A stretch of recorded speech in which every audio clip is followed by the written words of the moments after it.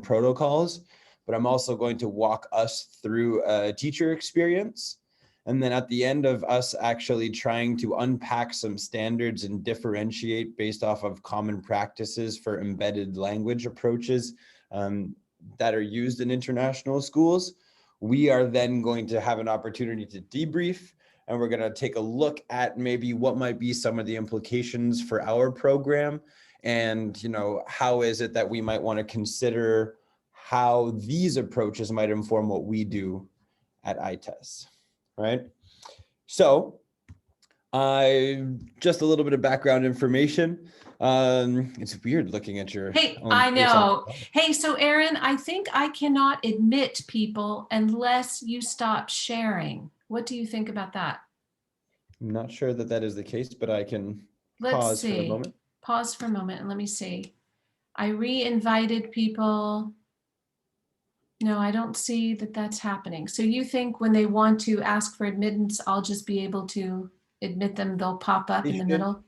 And if you would like to resend them the link via email, right, then it might be, and then you or I will be able to admit them once they join again. Okay, all right, so go ahead and go and I'll do that as well. Fantastic. All right. So, so currently I am the one of the co-founders of an organization called Inspire Citizens, and we work with about 35 different schools around the world, and we mostly focus on whole school implementation approaches for sustainability education, global competence education.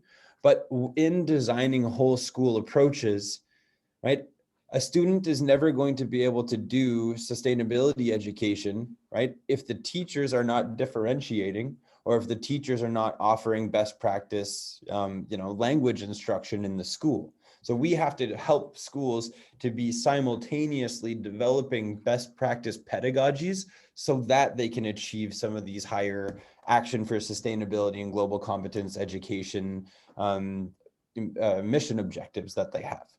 And prior to starting Inspire Citizens, I was a learning support and EAL specialist at the International School of Beijing. And then before that, I was working in EAL, learning support, talented and gifted, and reading specialist at Casablanca American School. And that's actually how Shannon and I met a while ago now. And so just for background information, I started in psychology, which is what sparked my interest and my passion to work with kids with learning disabilities. And so that's why I then started working in schools, got my bachelor's of education, got my master's of education, and then I got a further certification in specializing in special education. And so the perspective that I'm going to be taking today, and a lot of what you're going to hear, is not just about learning support or kids with disabilities. It's not just about kids who are new to English language. It's also about differentiating for every single person in the room, because everybody learns differently. Everybody has different language needs. Everybody responds differently to different educational practices. So know that my last 10 years has been all about differentiation and trying to get the personalized growth for the students in different educational contexts. And now I get to work with more international schools in order to do that and help them to set up programs.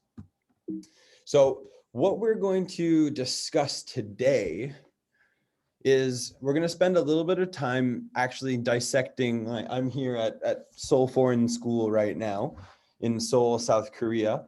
And I've been helping them to actually revamp their whole elementary learning support, their support EAL and learning support program, right? And helping them to redesign their practices, right, that they're using. So we're actually going to just look at part of their mission statement, look at what the expectations are for every teacher at the school, and just have a little bit of a think about that and what the implications are for teacher preparation programs.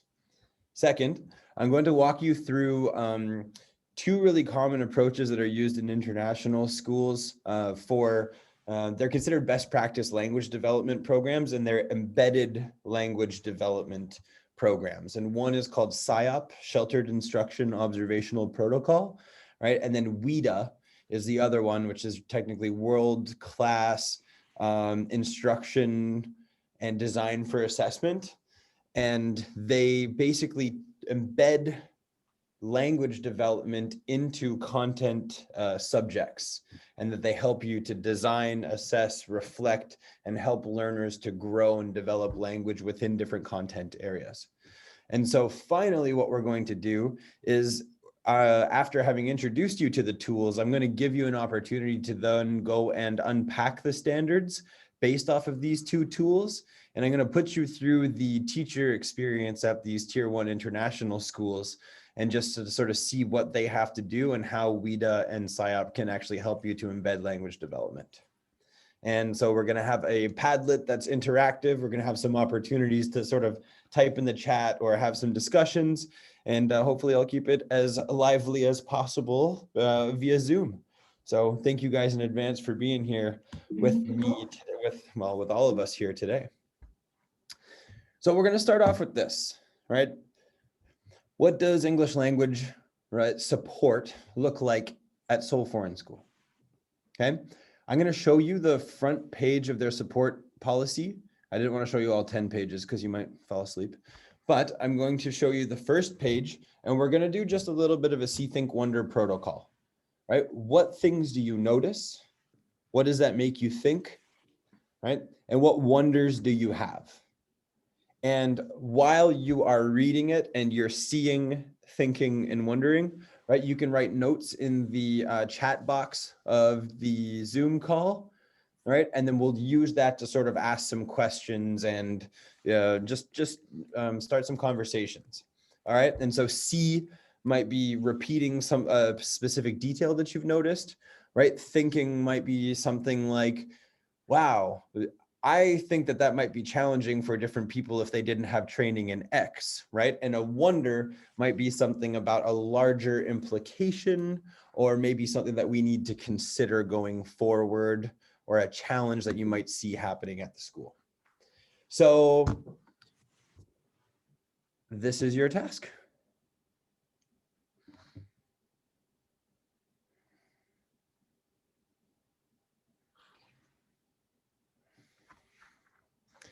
We'll give you about 5 minutes to read, and at any point you can start typing in your responses to the chat.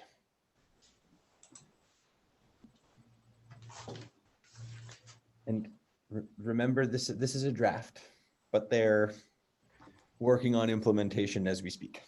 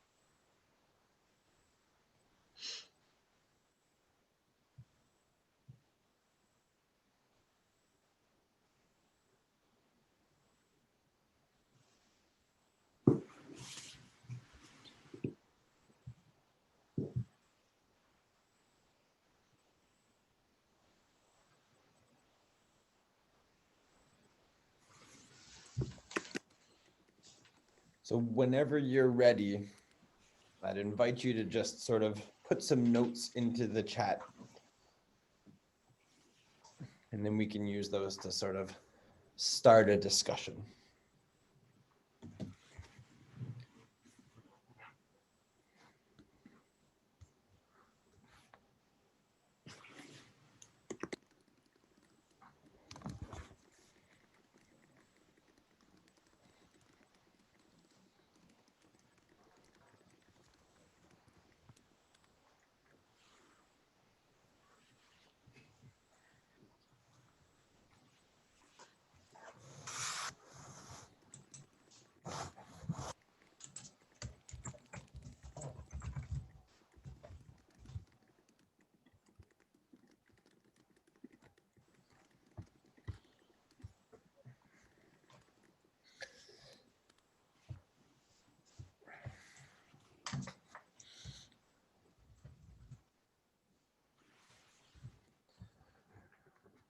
Great. I see some great questions coming into the chat. I see an emphasis on collaboration, right? I wonder what is meant by sheltered instruction, right? I see 14 different aims that are expected of every staff member at the school, just as a basic requirement of a teacher. That's a very important thing to see. Right, I'm wondering what co-teaching looks like. Don't worry, you're not the only one. There's a lot of teachers here that are still trying to figure that out too.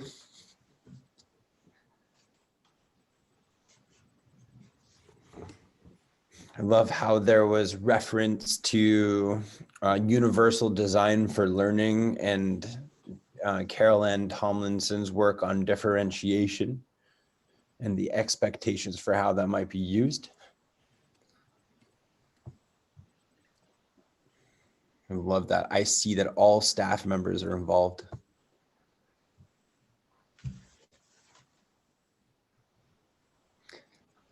I see that somebody has referenced out of class support, right? Which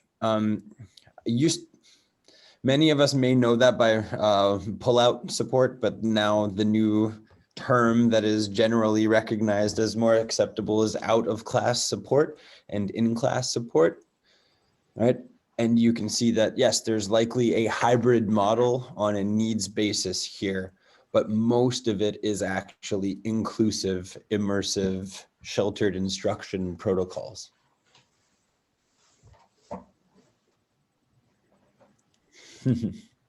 I wonder how this is implemented. What a great question.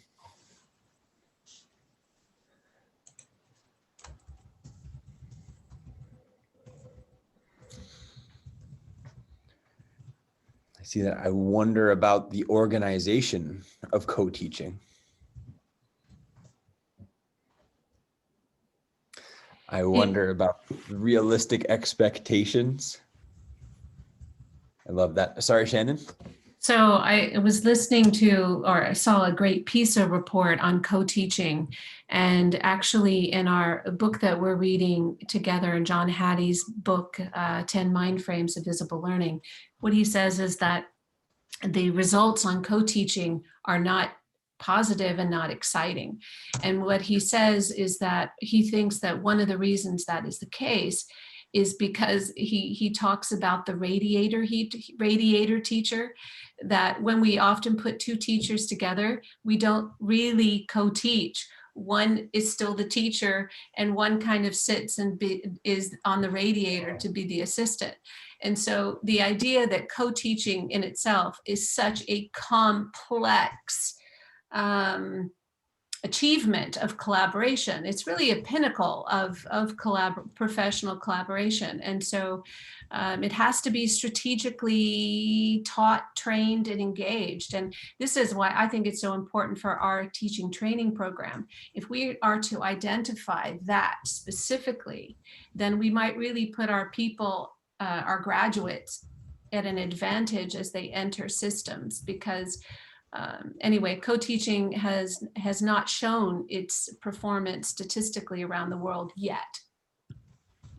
Well, and right, I love the questions that you guys were able to I love the questions that you guys were able to come up with. You know, thank you so much for even just tuning into this kind of approach. And I love too how there are some good questions that came up. I want to sort of give you, well, it looks like if there's anything in here that I need to clarify before we go on, right? So I'll try to summarize or clarify some of these questions that have come up just in general, right? So at this school, there is at least one learning support or EAL teacher per grade level, right? And almost every classroom has a Korean teaching assistant, right? So that they have L1 speakers in almost every case if the teacher doesn't already speak Korean. and they have potential for somebody who's either learning support or EAL to push in to do in-class support, right? Given the context, right? And also there are different needs at different grade levels. So there's a lot more translanguaging and English language acquisition support that's needed in your kindergarten and grade 1 classes. So they talk a lot more about, honoring mother tongue and using, translanguaging to move towards language acquisition. Whereas in, grade 5, there's less translanguaging, so they might have less in-class support, from L1 speakers, right? But they have to basically take all the approaches of language development and try and put it into one statement. So there's 7 more pages that follow where they break this down a little bit more. But you'll see too that they talk about inclusion. They could talk about immersive or sheltered language development, right? They talk about using data collection and embedded formative assessment to differentiate for learners wherever they are. Right? They talk about co-teaching and using co-teaching for delivery, but also using co-teaching for data collection and embedded formative assessment so that we can both be using that data in order to plan the best type of instruction going forward.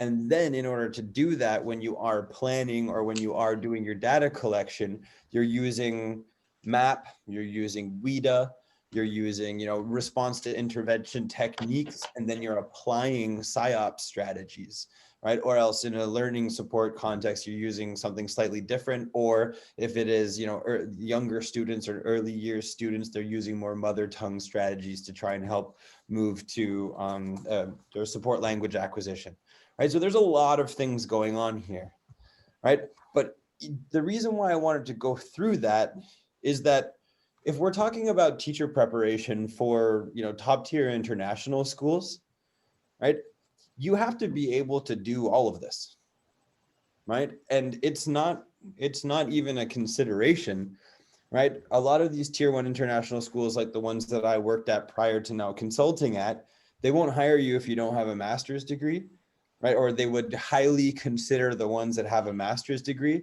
And if they don't see like WIDA, PSYOP training, differentiation, co-teaching experience, right? RTI, data collection, right? Then it might be hard for you to even get an interview.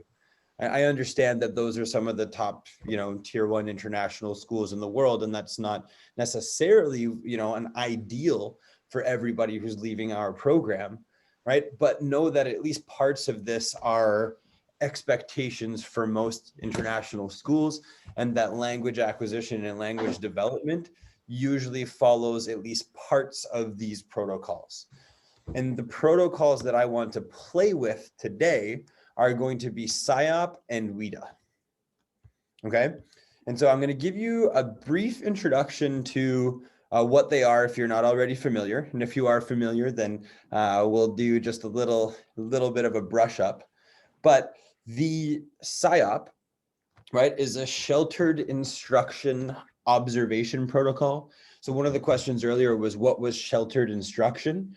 And it's like, imagine, right, I could either throw a kid out into the storm, right, or I could give the student an umbrella to help them maybe find their way a little bit, right? That same kind of metaphor is used with how it is that they are sheltering the student in an immersive environment, right, rather than taking them out of the classroom to try and focus on specific language development. And what's great about PSYOP, right, is that it applies to language learners, but it also holds the fundamental facet that every single person is developing language at all times, and every one of our teachers is a language teacher. And that if you use these 8 parts of the PSYOP model, right, proper, like lesson preparation is broken down into some other sub features, right?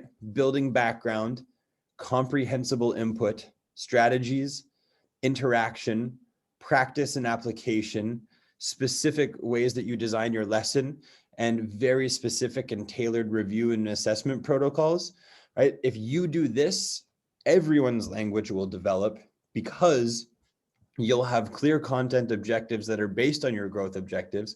You'll have differentiated language objectives, and you'll have different ways for students to be able to access, practice, and then you will get the formative assessment information that you require because you've given students an opportunity to review and show their learning. And then you can then go start the cycle again, being like, I did actually get enough evidence that these students need to go this way, and I can then do this type of instruction for the students that have proven proficient within the language, feature or function that I was assessing in that lesson, right?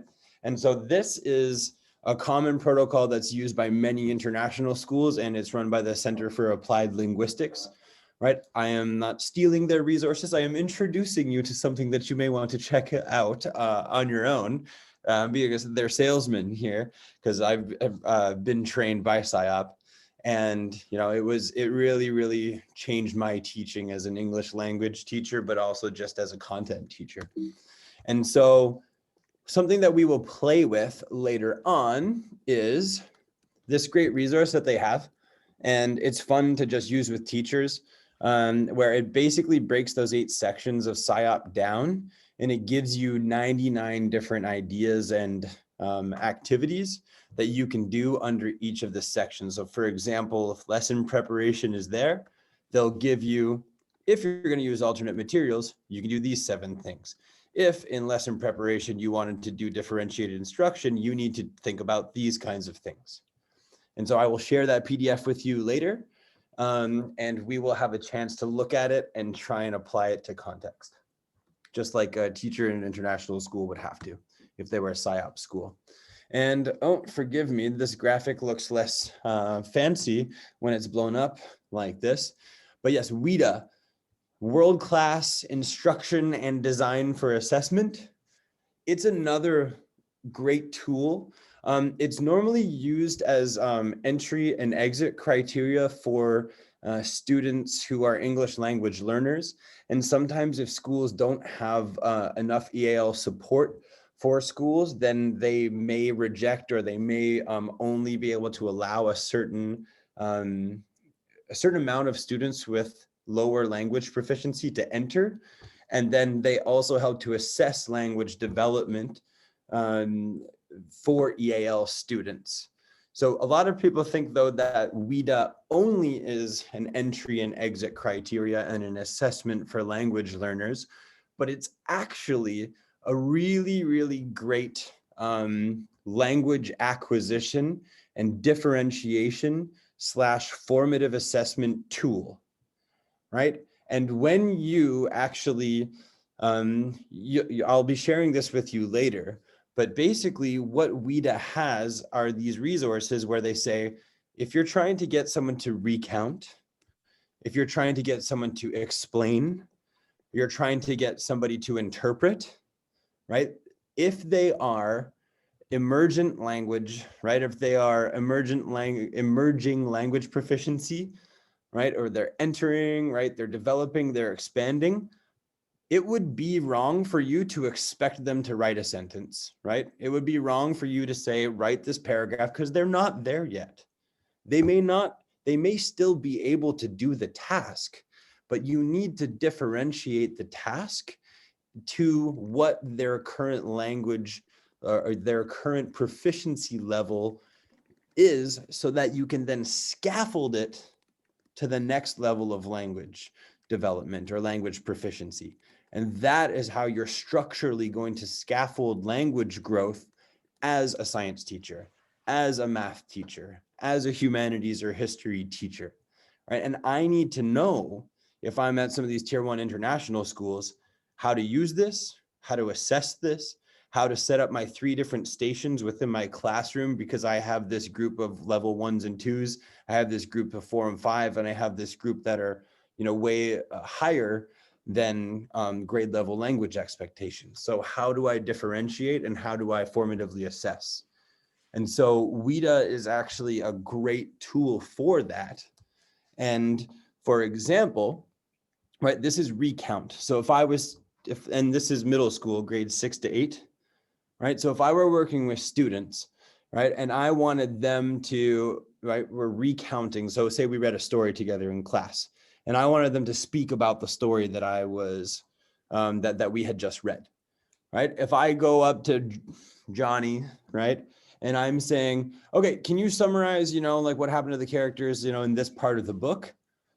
No, because Johnny is entering, he's level 1, right? And what is correct language development for that point in his growth is answering select WH questions and potentially naming and describing, right, parts of using visuals, right?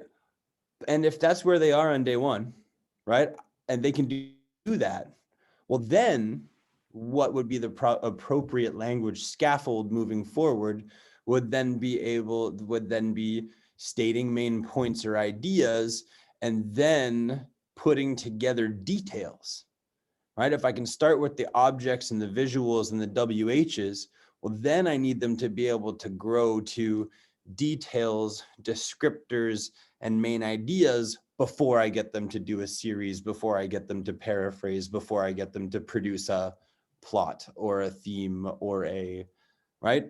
And so this really helps to, it helps teachers to be able to scaffold and differentiate instruction based on what is language development and assessment and design for language development. All right. So I went very quickly, but the reason why I did that is because I want you guys to have an opportunity to actually dive into the resources and dive into the experience. Momentarily, what I'm going to do is provide you with a Padlet link. And on that link, you will have access to that WIDA can-do descriptors and the PSYOP 99 strategies. So take just a few minutes to even look through them, read them, and if there's any clarifying questions that you have for me on how to use them, then feel free to ask.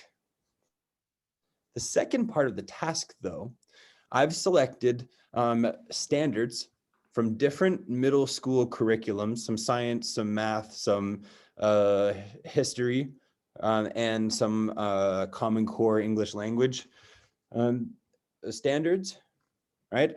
And what your challenge is going to be is to unpack one of the standards and create a learning activity that either uses part of the WIDA can-do statements, right, and employs one of the one or more of the PSYOP strategies, right? And so your challenge is just to pull it apart, use some of those strategies, design a learning experience accordingly, because that's what's expected of any of the teachers that are at these international schools. And just like we were looking at here, right, that is one of these aims, right? And every one of our teachers that goes to these international schools is expected to do that on the fly multiple times throughout the day. So your task, first read. Second, choose one of the standards you might like to unpack.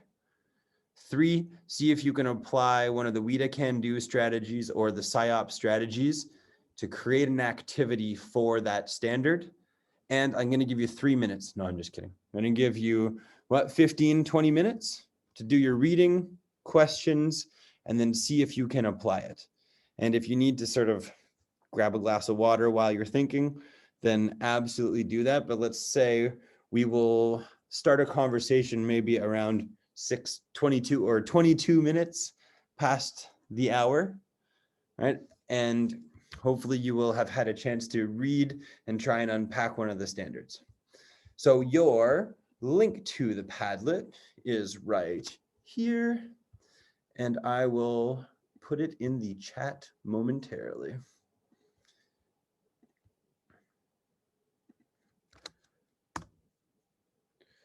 Okay, please let me know if there is anyone who's having trouble accessing the resource. I'm pretty sure that I've changed the sharing features.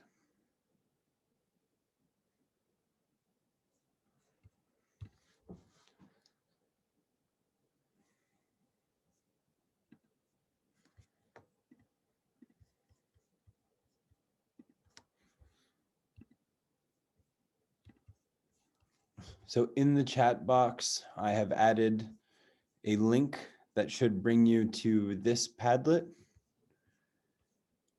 All right, and you will see that you should be able to press, right? And then you can answer accordingly. The resources that I said that I would give to you, I am not lying. They are right there on the Padlet, right? One are the WIDA can-do descriptors for middle school. Part 3 over here are the 99 PSYOP strategies. And then part 4 is to actually take one of these standards, apply strategies from here, and add your responses here.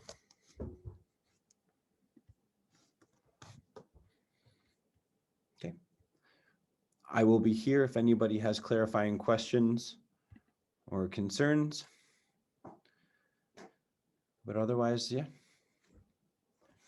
it's your time to read and apply.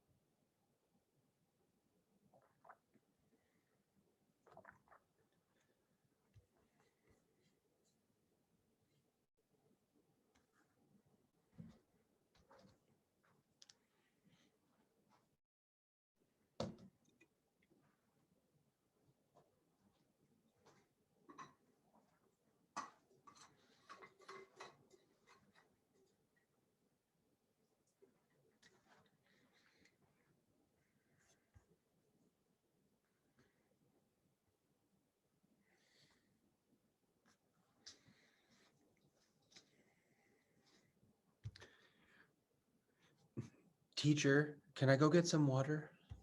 Just kidding. I'll be right back.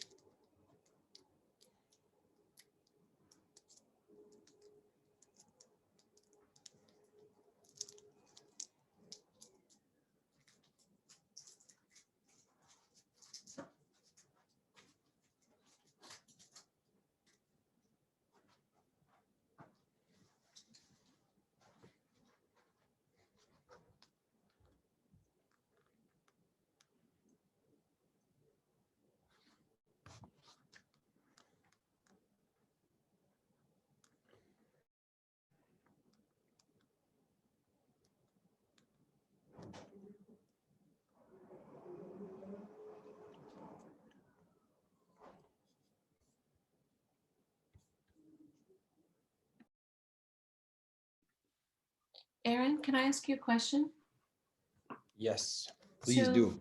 when I'm looking at part 2, I can Mhm. see how I can get a differentiation strategy from that document you're providing.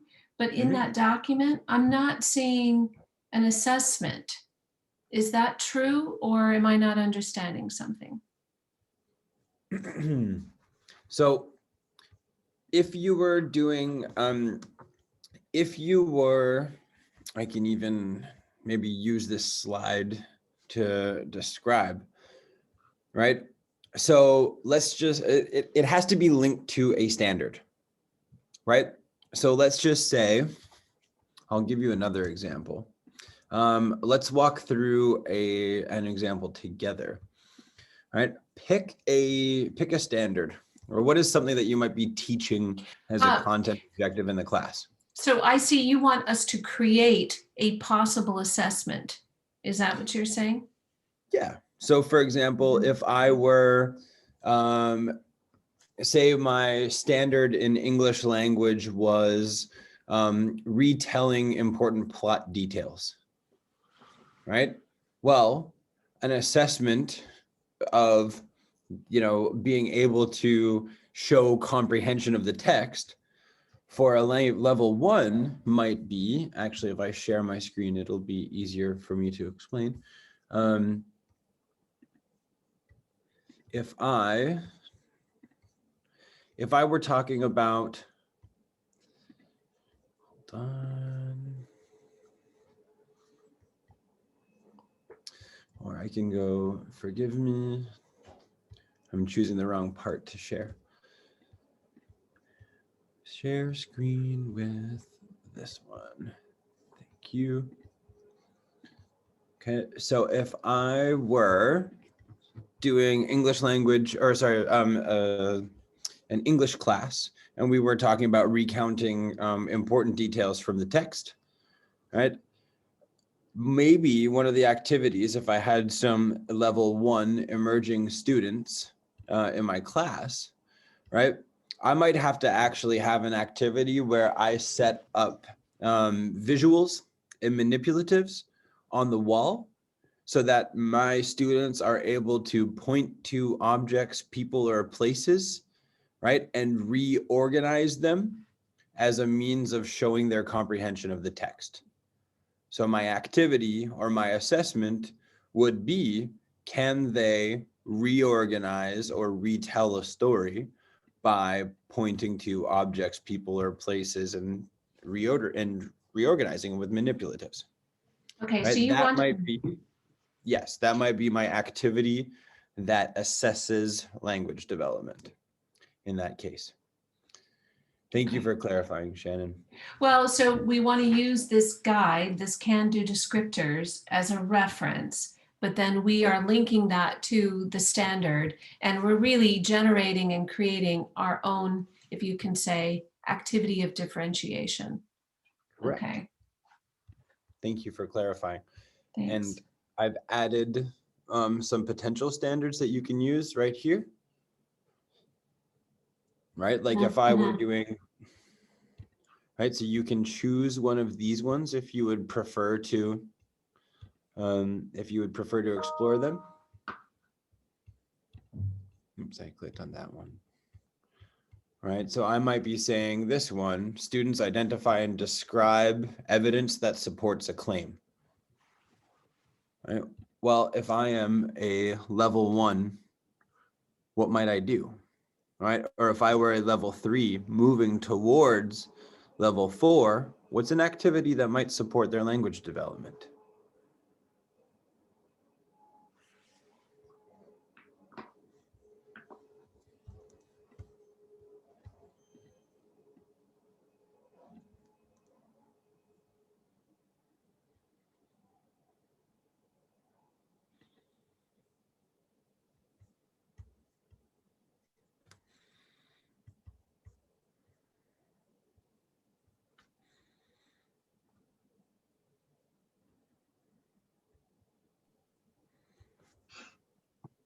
Aaron, can I ask a Yes. question? Okay, Of because I course. was thinking, I was thinking about how to differentiate in the different levels and scaffolding Sure. And beside the activities, you can also differentiate in the text, because when course. they have to read a text and it's too difficult for them, even some pictures or extra vocabulary won't help. Is that a possibility as well? Of course. Okay. It's up to you, right? Okay. And you're absolutely right that, let's just say, if we were asking them to recount in writing, right? And I want somebody to be producing reports using multiple sources, right? They can read because they have to be able to read multiple sources, right? Whereas I might use a completely different set of texts over here if I'm doing just producing labeled illustrations of conclusions with a partner, right? And maybe I'm using a different set of, I'm using, a different resource set or a different text or a different even, yes. So absolutely, if you want to add that in your description, that would be very helpful and thorough. Thank you. Okay, thank you.